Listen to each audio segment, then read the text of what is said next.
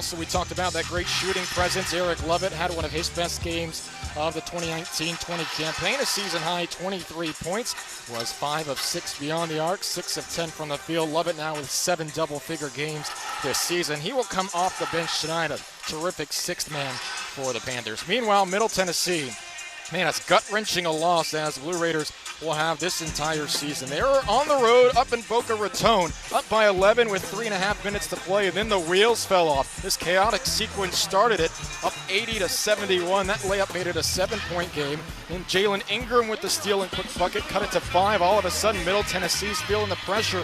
Cornelius Taylor from the corner cuts it to 3. They tried to foul. They called a timeout actually first. That gave FIU the chance to do this, send it to overtime, and what a gut-wrenching loss for the Blue Raiders. For sure, and it must sting a lot going into overtime, looking for their first conference win.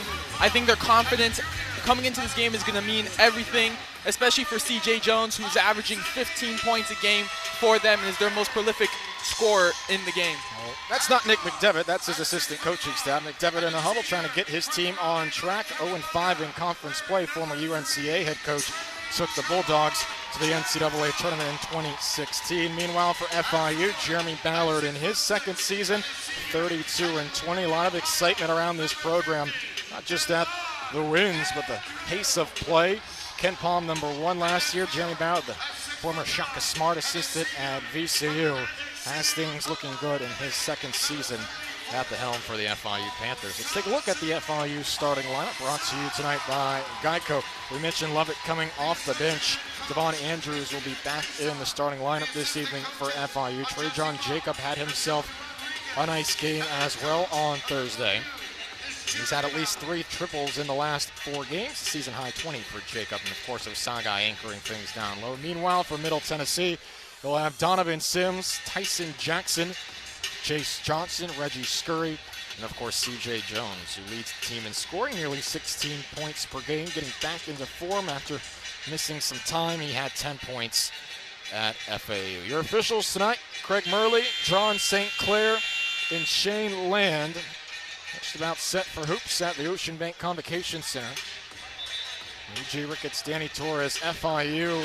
Danny remains unblemished at home after Thursday's 25-point win. They're 8-0 on the season. They've won 13 consecutive games dating back to last season. And it's their best crowd of the year here as well. And we got the alumni coming in tonight.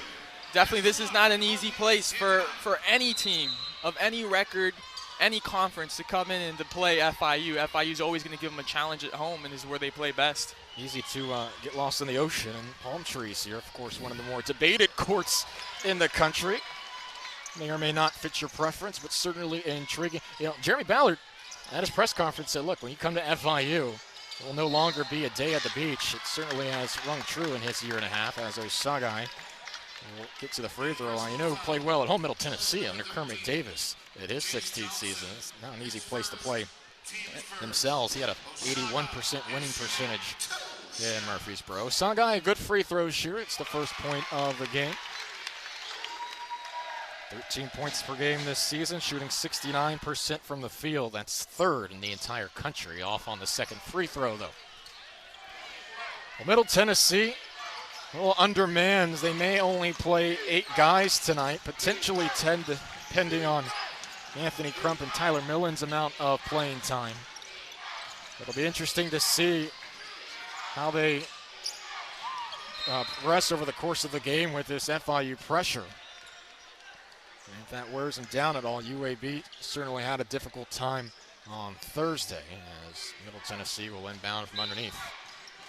Osagai getting a lot of national attention recently because of the stat of him leading the nation in block shots. Yeah, first in the country in total blocks and blocks per game heading into tonight. Johnson on a nice drive to the bucket and count it. Jace Johnson, a sophomore from Buffalo. He's had to play at the 4 often, just with how depleted this lineup has been at time. Really like his game. He's a willing rebounder, particularly on the offensive glass, and that time taking it into traffic. A player I want to mention once again, C.J. Jones, who transferred over from Arkansas, and he redshirted at Middle Tennessee.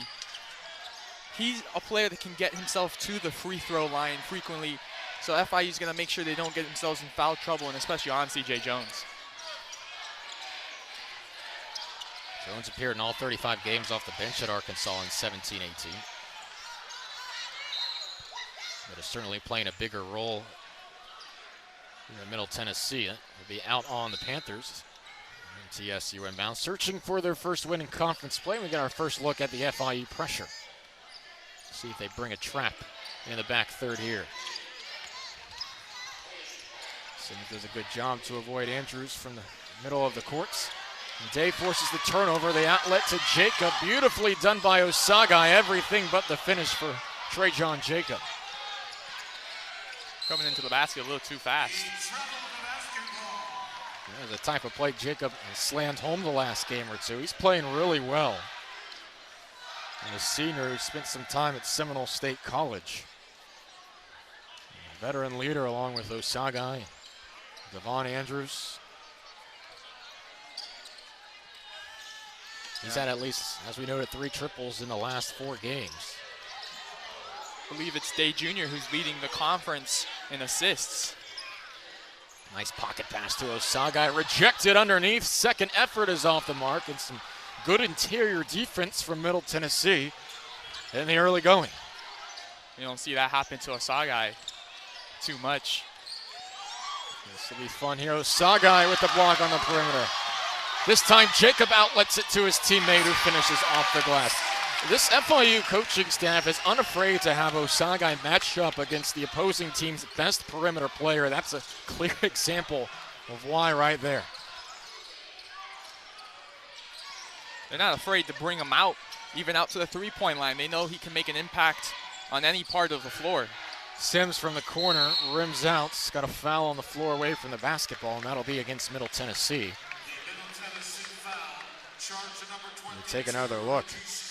So quick to extend the hands. You know, if a guard does that, that's potentially a hands down, man's down, easy three-pointer from the perimeter. But Osagai able to extend and deflect, and then running the court too.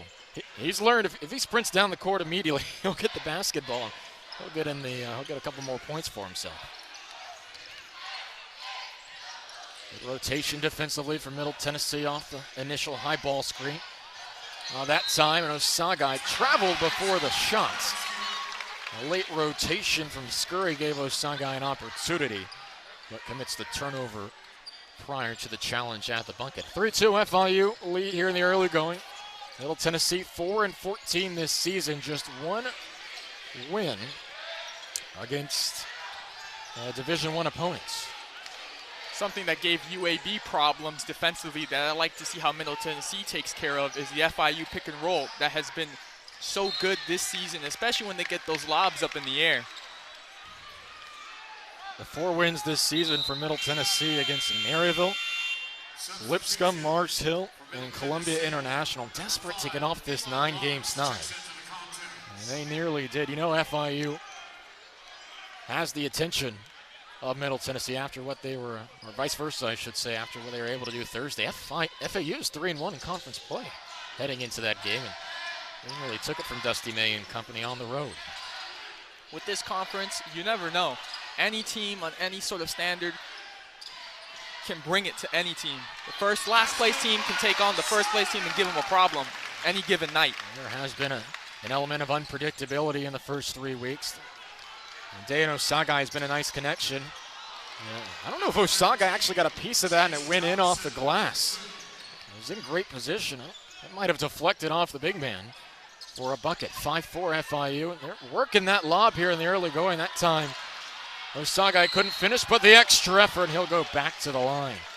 FIU with an emphasis on the high ball screen. Pick and roll with Antonio Day and Osasu Osagai.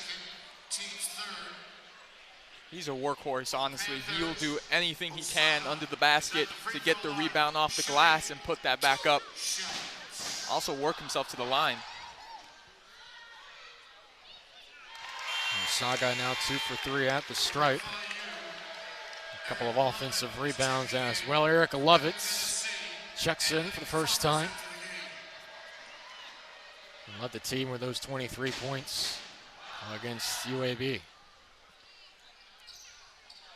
Sangai was an 80% free throw shooter heading into Thursday's game. Was struggling at the line the last game or so. 16 minutes to go, first half. That's good from the wing. CJ Jones, 47% three-point shooter, and that will send us to the under 16 timeouts. Middle Tennessee up by a point. Jones from the wing. It's 7-6 in Miami.